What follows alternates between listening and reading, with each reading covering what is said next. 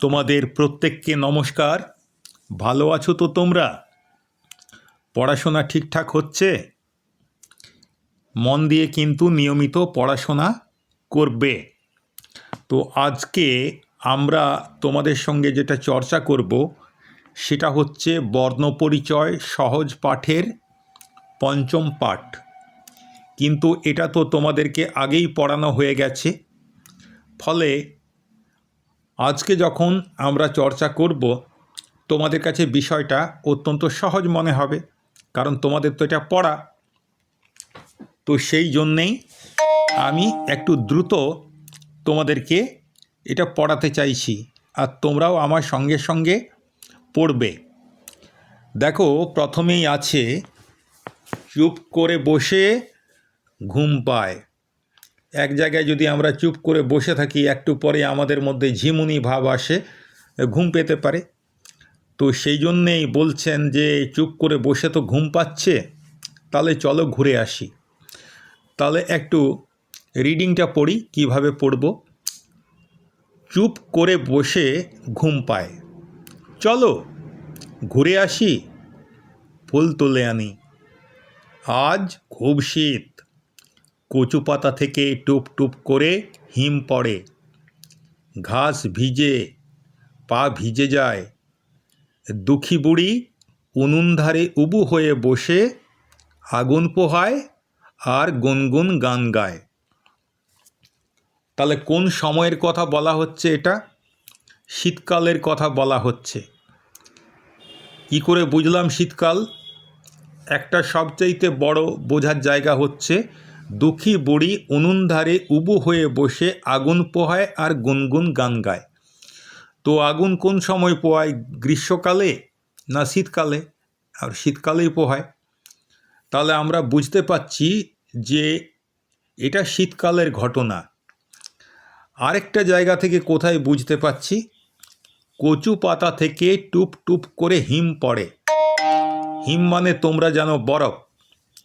এখানে হিম মানে হচ্ছে ওই শিশিরের বিন্দু যেগুলো জমা হয়ে আছে। শরতের পর থেকেই শিশির পড়তে শুরু করে, শরৎকালের পর থেকে। আর কচু পাতা, পদ্ম পাতা এগুলো এমনই, এরা জলটাকে ধরে রাখতে পারে না, মানে জল এদের গায়ে লেগে যায় না। জল বিন্দু বিন্দু জমা হওয়ার পর একটুকু ভারী হলেই আর টুপ করে পাতাটা একটু হেলে জলটা পড়ে যায়। তো সেইটাকেই বলা হচ্ছে হিম। তাহলে কচু পাতা থেকে রাত্রিবেলায় শিশিরের জল পড়ছে। ঘাস ভিজে। কেন ঘাস ভিজে? তার কারণ ওইটাই, রাত্রিবেলায় শিশির পড়েছে, পা ভিজে যায়। কখন পা ভিজে যায়? যখন আমরা সেই ঘাসের উপর দিয়ে খালি পায়ে হাঁটি, তখন আমাদের পা ভিজে যায়। তাহলে এটা যে শীতকালের ছবি, এটা আমরা বুঝতে পারলাম। কিন্তু তোমাদের যেটা জরুরি সেটা হচ্ছে রিডিংটা ভালো করে পড়তে হবে। চুপ করে বসে ঘুম পায়, চলো ঘুরে আসি, ফুল তুলে আনি। আজ খুব শীত, কচু পাতা থেকে টুপ টুপ করে হিম পড়ে, ঘাস ভিজে, পা ভিজে যায়। দুঃখী বুড়ি উনুন ধারে উবু হয়ে বসে আগুন পোহায় আর গুনগুন গান গায়। এটা ভালো করে পড়ো। এটা যতক্ষণ না পড়াটা তোমাদের ভালো করে হচ্ছে, ততক্ষণ ভিডিওটাকে থামিয়ে রাখো। থামিয়ে রেখে এটাকে পড়ো। এরপর এর পরের অংশে কি আছে সেখানটায় যাই, চলো। গুপি টুপি খুলে শাল মুড়ি দিয়ে শুয়ে আছে। এটা চুপি হয়ে গেছে, এটা হতো টুপি। ঠিক আছে, বানানে ভুল আছে। গুপি টুপি খুলে শাল মুড়ি দিয়ে শুয়ে আছে। ওকে চুপি চুপি ডেকে আনি, ওকে নিয়ে যাব কুলবনে, কুল পেড়ে খাবো। দেখো, এখানেও বানানটা ভুল হয়ে গেছে। কুল পেড়ে খাবো কয় দীর্ঘৌকার নয়, কয় হ্রস্বৌকার। আসলে মেশিনের সাহায্যে যখনই স্ক্যান করি, তখন মেশিন সবগুলো পড়তে পারে না, নিজের মতো করে ও করে নেয়। ফলে এখানে টুপিটা হয়ে গেছে চুপি, আর কুল বানানটা কয় হ্রস্বৌকার ল হতো, ওটা হয়ে গেছে কয় দীর্ঘৌকার ল। এই দুটো বানান ভুল আছে, তোমরা খাতায় সঠিক বানানটা লিখো। ঠিক আছে, তো গুপির কথা বলা হচ্ছে। গুপি টুপি খুলে শাল মুড়ি দিয়ে শুয়ে আছে। টুপি খুলে দিয়েছে কেন জানি না। তো টুপিটা অনেক সময় টুপি পরলে মাথায় একটুকু চুলকায়। তো এমনও হতে পারে যে গুপির বেশিক্ষণ টুপি পরে থাকার অভ্যাস নেই, টুপি বেশিক্ষণ পরে রাখতে পারে না, সেই জন্য টুপিটা খুলে দিয়েছে আর মাথা থেকে একেবারে গোটা গা শাল মুড়ি দিয়ে শুয়ে আছে, মানে শাল ঢাকা নিয়ে শুয়ে আছে। ওকে চুপি চুপি ডেকে আনি। আচ্ছা, ওকে যদি ডাকতে হয় তার মানে বুঝতে হবে গুপির শরীর খারাপ নয়, ও যে শুয়ে আছে এটা শরীর খারাপের জন্যে শুয়ে নেই, ও আসলে শীতের আরামটা শাল মুড়ি দিয়ে উপভোগ করছে। শীতকালে আমাদের এরকম ভালো লাগে না, সকালে ঘুমটা ভেঙে গেল আর ঘুম হচ্ছে না, কিন্তু মা তো এখনও ডাকেনি, তাহলে একটু লেপের তলায় আরাম করে শুয়ে থাকি। তো গুপিরও এরকম হয়েছে, গুপি টুপি খুলে শাল মুড়ি দিয়ে শুয়ে আছে। কিন্তু আমাদের একটা প্ল্যান আছে, ওকে চুপি চুপি ডেকে আনি আর কেউ যেন জানতে না পারে। ওকে নিয়ে যাব কুলবনে। কেন কুলবনে কী হবে? কুলবনে কুল পেড়ে খাবো। আরেকটা জিনিস আছে, কুল গাছে টুনটুনি বাসা করে আছে। টুনটুনি মানে টুনটুনি পাখি আমরা জানি তো, আমরা দেখেছি টুনটুনি পাখি নিচু নিচু গাছে এরা বাসা বাঁধে। যেমন উপেন্দ্রকিশোর রায়চৌধুরীর টুনটুনির গল্প যদি তোমরা পড়ো, তাহলে একটা গল্পে আছে টুনটুনি বেগুন গাছে বাসা করেছে। বেগুন গাছ কতটুকু? এইটুকু, তোমার চাইতেও তার উচ্চতা কম। তো টুনটুনি পাখি এইসব গাছে বাসা করে, কিন্তু তাকে কিছু বলি নে, মানে তাকে কোনোরকম ডিস্টার্ব আমরা করি না, তাকে বিরক্ত করি না। দেখো, পশু পাখি এরা আমাদের ক্ষতি করে না, এদেরকে বিরক্ত করা ঠিক নয়। আর যখন কোনো পশু বা পাখির থেকে আমার ক্ষতি হওয়ার সম্ভাবনা আছে, আমাকে সেইখান থেকে দূরে সরে যেতে হবে। কিন্তু পশু পাখিকে কোনোভাবেই বিরক্ত করা উচিত নয়। সেই জন্যে আমরা তো গুপিকে চুপি চুপি ডেকে নিয়ে এসে কুলবনে যাব, সেখানে কুল পেড়ে খাবো, কিন্তু ওখানে যে টুনটুনি পাখিটা বাসা করে আছে কুল গাছে, তাকে কিন্তু আমরা কিছু বলি না। ও যেমনকার ও ওর মতো থাকুক। আজ বুধবার, ছুটি। আমাদের যেমন রবিবারে ছুটি হয়, ওখানে বুধবারে ছুটি। আর ছুটির জন্যে নুটু তাই খুব খুশি। দেখো, তোমরাও কিন্তু ছুটি পেলে খুব খুশি হও। তো নুটু তাই খুশি হয়েছে, নুটু তোমাদের মতোই। আজ বুধবার, ছুটি। নুটু তাই খুব খুশি। কেন খুশি? এক তো ছুটি, আরেকটা কারণ আছে, সেও যাবে কুলবনে। আমাদের সঙ্গে সেও কুলবনে যাবে, কুল পেড়ে খাবে। কিছু মুড়ি নেব আর নুন, চড়ি ভাতি হবে। ও, এরা চড়ি ভাতি মানে কি জানো? বনভোজন, পিকনিক। এরা পিকনিকও করবে, তো সেই জন্যে কিছু মুড়ি নিয়েছে আর নুন নিয়েছে। নুনটা কোথায় কাজে লাগবে? মুড়ির সঙ্গে নুন খাই না, ওই নুনটা কাজে লাগবে কুল খাওয়ার সময়। তাহলে আজ বুধবার, ছুটি, নুটু তাই খুব খুশি, সেও যাবে কুলবনে। কিছু মুড়ি নেব আর নুন, চড়ি ভাতি হবে। ঝুড়ি নিতে হবে, তাতে কুল ভরে বাড়ি নিয়ে যাব। এখানেও দেখো কুল বানানটা ভুল আছে, দুটো ল হয়ে গেছে, এটা কিন্তু একটা ল হবে। তাহলে ঝুড়ি নিয়ে যেতে হবে, ঝুড়ি নিতে হবে। ঝুড়ির কাজ কি?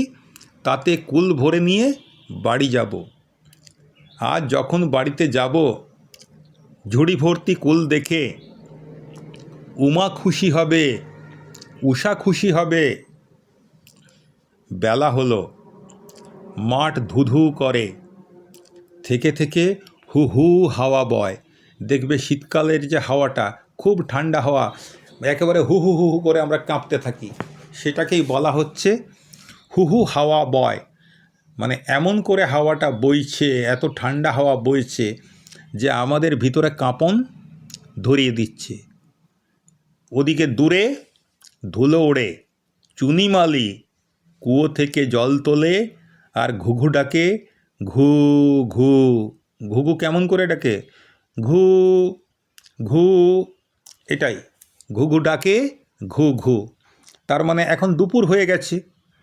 দুপুর না হলে মাঠ ধুধু করবে কেন? ধুধু মানে ফাঁকা, কেউ কোথাও নেই। থেকে থেকে হু হু হাওয়া বইছে, আর দূরে ধুলো উঠছে, তার মানে ওখানে জোরে হাওয়া দিচ্ছে। চুনি মালি কুয়ো থেকে জল তোলে, আর ঘুঘু ডাকে ঘু ঘু। তাহলে তোমরা রিডিংটা নিশ্চয়ই পড়তে পেরেছ। আমি আরেকবার পড়ে দিচ্ছি, তোমরা মন দিয়ে শুনে এটা পড়ার চেষ্টা করো।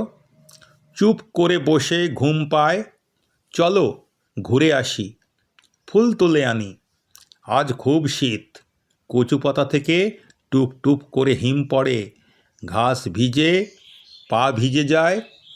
দুঃখী বুড়ি উনুন ধারে উবু হয়ে বসে আগুন পোহায় আর গুনগুন গান গায়। গুপি টুপি খুলে শাল মুড়ি দিয়ে শুয়ে আছে, ওকে চুপি চুপি ডেকে আনি, ওকে নিয়ে যাব কুলবনে, কুল পেড়ে খাবো।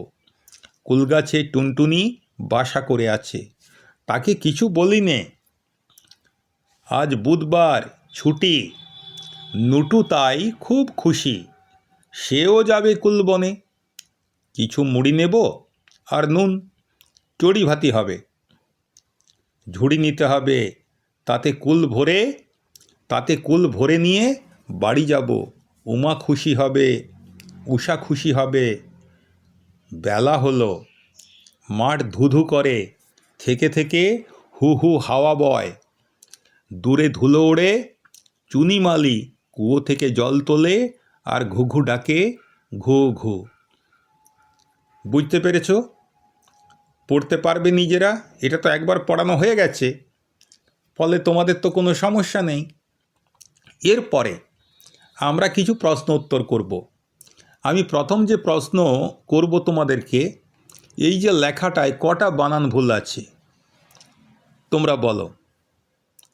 দেখো, এইখানটায় একটা বানান ভুল আছে, টুপির জায়গায় চুপি হয়ে গেছে। এখানে আরেকটা বানান ভুল আছে, তৃতীয় লাইনে কয়ে হ্রস্বৌকার লয়ের জায়গায় কয়ে দীর্ঘৌকার ল হয়ে গেছে। আর এখানে আরেকটা বানান ভুল আছে, চতুর্থ লাইনে কুল কয়ে হ্রস্বৌকার ল হওয়ার কথা, দুটো ল হয়ে গেছে। তাহলে তিনটে ভুল তোমরা বুঝতে পারলে। এবার আমরা শ্রেণীকার্য করব।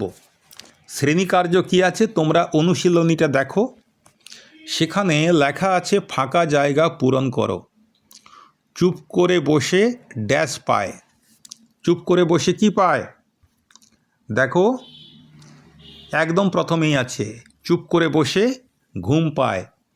তাহলে ওই যে ড্যাশ রয়েছে, যেটা শূন্যস্থান রয়েছে, ওখানে আমরা লিখব ঘুম। তাহলে পুরো বাক্যটা হবে চুপ করে বসে ঘুম পায়। তারপরে আছে পা ড্যাশ যায়।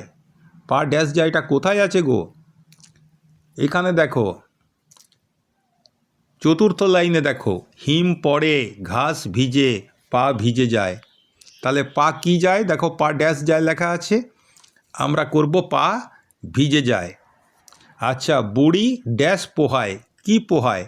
এটা তোমাদের মনে একদম আছে, আমাকে আর ওদিকটা দেখতে হবে না। বুড়ি আগুন পোহায়। আর ড্যাশ পেড়ে খাবো। কি পেড়ে খাবো? কোন ফলের কথা হচ্ছিল? কুল। কুল পেড়ে খাবো।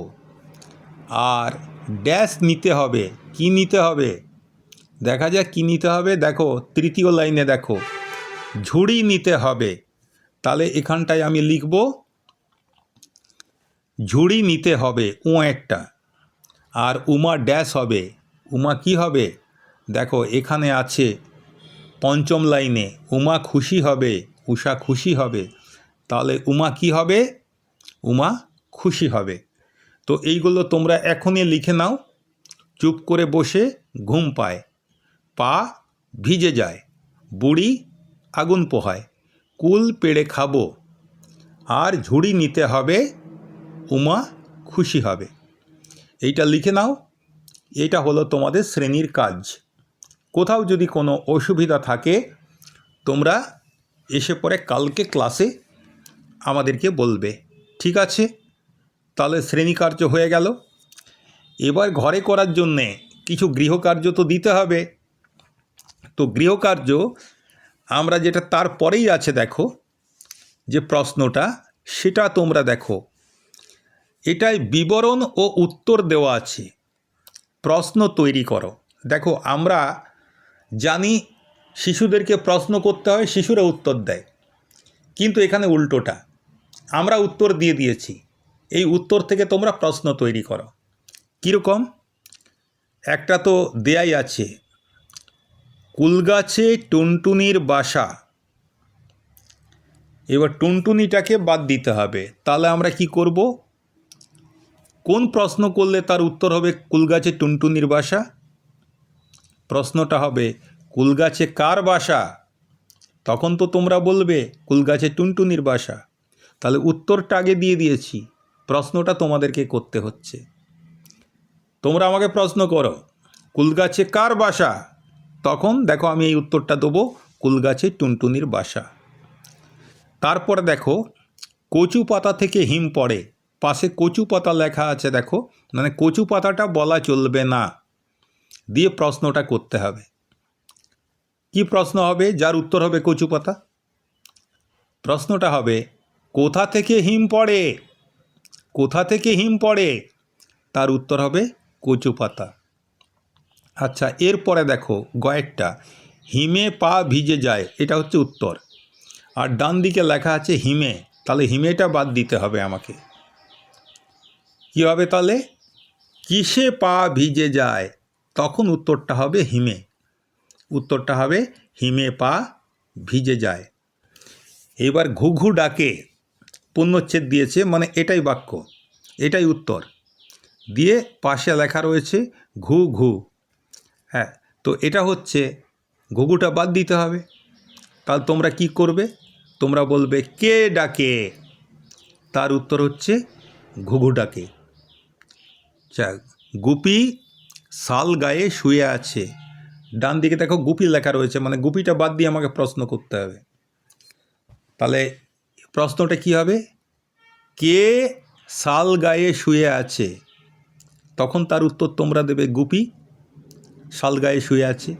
তাহলে প্রথম উত্তরটা কি হলো? কুলগাছে টুনটুনির বাসা। আমাকে প্রশ্ন করতে হবে কুলগাছে কার বাসা? কচু পাতা থেকে হিম পড়ে, আমাকে প্রশ্ন করতে হবে কোথা থেকে হিম পড়ে? হিমে পা ভিজে যায়, আমাকে প্রশ্ন করতে হবে কিসে পা ভিজে যায়? ঘুঘু ডাকে, প্রশ্ন করতে হবে কে ডাকে? আর গুপি শাল গায়ে শুয়ে আছে, তাহলে আমাকে যে প্রশ্নটা করতে হবে কে শাল গায়ে শুয়ে আছে। বোঝা গেল বিষয়টা? তোমরা যদি বুঝতে না পারছো, ভিডিওটা আরেকবার দেখো, যতবার দেখবে তত বুঝতে পারবে। ঠিক আছে? কোনো সমস্যা হলে ক্লাসে এসে জানাবে। তাহলে মন দিয়ে পড়াশোনা করো, একদম দুষ্টুমি করবে না। গ্রীষ্মের ছুটি, কিন্তু পড়ার ছুটি তো আর নয়, স্কুল ছুটি, অথচ তোমাদেরকে কিন্তু পড়তেই হবে। ঠিক আছে, আজ তাহলে এই পর্যন্তই। সবাই ভালো থেকো, মন দিয়ে পড়াশোনা করো।